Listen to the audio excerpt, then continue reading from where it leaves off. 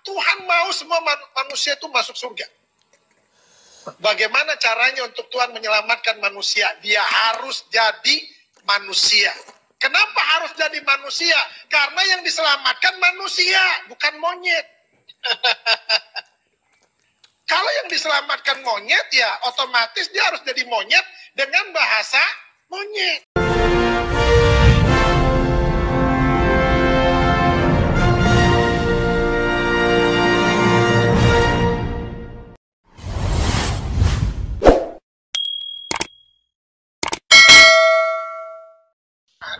Di Quran surat Al-Imran 3:45 itu tertulis di sana. Dikatakan begini, saudara, Itzqalatil malaikatu ya Maryamu innallaha yubassuruki bi kalimatin min husmuhul masihu isabnu Maryaman wajihan fid dunya wal akhir.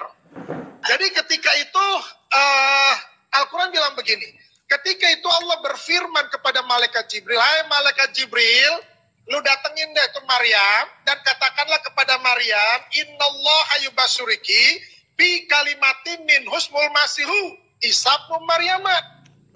Kasih tahu kepada Maryam, ini adalah kabar baik, ini adalah kabar sukacita, bahwa engkau akan mengandung dan melahirkan seorang anak laki-laki yang bernama Isa. Isa putra Maryam. Dan sudah tertulis namanya Isa, bukan yang lain. Isa putra Maryam. Siapa dia? Dia itu adalah wajihan fid dunya wal akhirah. Dia penguasa dunia akhirat, saudara. Ini pribadi yang luar biasa, saudara. Itu sebabnya Al-Quran mengaminkan bahwa seluruh dunia, siapapun dia yang masih manusia, itu harus merayakan Natal. Yang masih manusia. Kecuali udah berubah. Kan gitu. Kenapa? Karena Al-Quran sendiri sudah menyatakan itu. Kok Al-Quran menyatakan itu ya? Yes, ini hal yang sangat penting. Kenapa yang dibawa? Keselamatan dunia ini. Manusia itu butuh keselamatan. Ketika manusia itu butuh keselamatan, apa yang harus dia lakukan? Dia harus mencari keselamatan itu. Bagaimana caranya mereka mencari jalan keselamatan itu? Ada yang rambutnya dibotakin supaya kudus, katanya. Ya kan? Ada yang harus menghadap ke arah mata angin, karena di sanalah ada Tuhannya untuk selamat. Lalu ada juga yang harus mengorbankan korban untuk selamat. Harus bawa sesajen untuk selamat. Nah, kalau di dalam Yesus itu nggak butuh yang kayak gitu-gitu. Justru ketika manusia tidak menemukan jalan keselamatan itu, apa yang harus mereka lakukan? Mereka harus mencari yang namanya sirotol mustaqim, jalan keselamatan itu penting bagi manusia.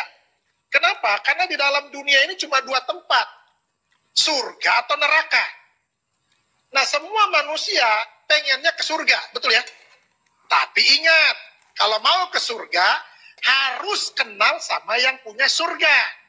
Kalau kagak kenal, ya mikir aja sendiri kan gitu. Makanya, dia harus hadir ke dunia ini, Tuhan harus jadi manusia. Kenapa? Karena dia sudah mengirim rasul-rasul, sudah mengirim nabi-nabi, tetapi manusia tetap keras kepala. Gak bakalan gue mau.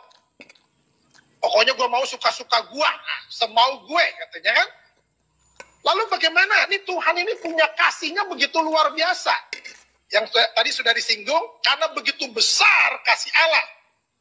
Apa yang Tuhan mau lakukan? Ini manusia ini harus, semuanya ini harus masuk surga.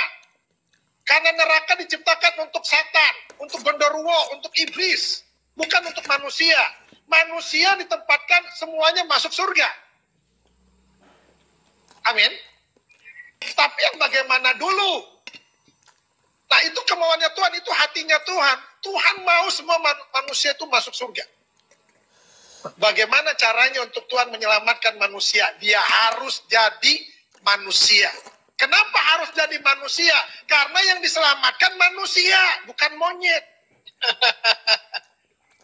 Kalau yang diselamatkan monyet, ya otomatis dia harus jadi monyet dengan bahasa monyet.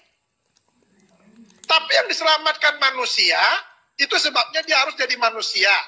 Makanya ada yang bilang, Tuhannya orang Kristen mau lucu, jadi manusia. Suka-suka dia.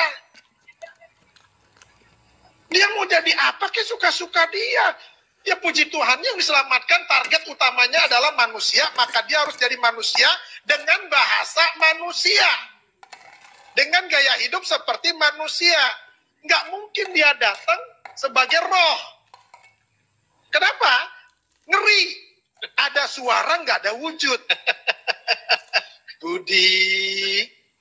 Budi, ada suaranya, tapi nggak ada wujudnya. Bahaya kan ini? Nggak mungkin juga dia tiba-tiba datang, cring, jadi manusia dewasa. Kenapa? Karena manusia selalu mencari silsilah. Dia anak siapa? Bapaknya siapa? Tapi ada tuh yang model kayak gitu, Bang. Ada ya? Mr. Beat. Tuh, jatuh. Itu manusia nggak jelas. Maka hidupnya juga nggak jelas. Yesus harus jadi manusia. Dengan bahasa manusia. Tujuannya cuma satu. Manusia harus diselamatkan dan dibawa ke surga. Makanya ini manusia yang sangat suci. Al-Quran bilang begini, saudara. Di dalam Quran surat Maryam 19 ayat 19 dibilang begini. Qala innama ana rasulu rabbika li'ahabalaki gulaman zakiyya. Artinya begini. Ketika malaikat Jibril diutus oleh Allah kepada Maryam, Jibril bilang begini, sesungguhnya aku hanya utusan Allahmu. Aku hanya utusan Tuhanmu, ini kata Jibril. Untuk apa? Untuk menyampaikan anugerah kepadamu. Apa anugerahnya? Seorang anak laki-laki yang suci. Artinya, Yesus ini bukan manusia berdosa dan tidak ada dosa di dalam hidupnya. Itu sebabnya dia harus menyelamatkan. Kenapa dia harus menyelamatkan? Karena dia nggak berdosa. Yang bisa menyelamatkan manusia adalah orang yang nggak berdosa. Contoh, kalau saudara punya hutang, siapa yang harus bisa membayarnya? Tentunya orang yang nggak punya hutang dan bersih dari hutang. Kalau lu masih punya hutang, lu lalu mau bayarin orang yang punya hutang, gigi lu. Kenapa harus gigi? Lu aja masih punya hutang. Lu mau bayarin hutang gue? Yesus itu bisa menyelamatkan. Kenapa? Itu sebabnya dia disebut sebagai juru selamat. Kenapa disebut sebagai juru selamat? Karena dia tahu keselamatan. Orang itu nggak bisa disebut sebagai juru bicara. Kalau ngomongnya kagak jelas. Assalamualaikum, Mama Imu. Lalu bagaimana dia disebut sebagai juru bicara? Mama Imu yang Mama Aya malam ini, Aya mau menyampaikan pesan dari Bapak Presiden. Lah, nggak bisa disebut sebagai juru bicara model begini, saudara. Amin. Yesus disebut sebagai juru selamat. Kenapa? Karena dia tahu jalan keselamatan. Haleluya. Nggak ada lain lagi. Di bawah kolong langit ini tidak ada nama lain yang dapat menyelamatkan seisi dunia. Itu sebabnya dia harus turun ke dunia ini untuk menyelamatkan manusia.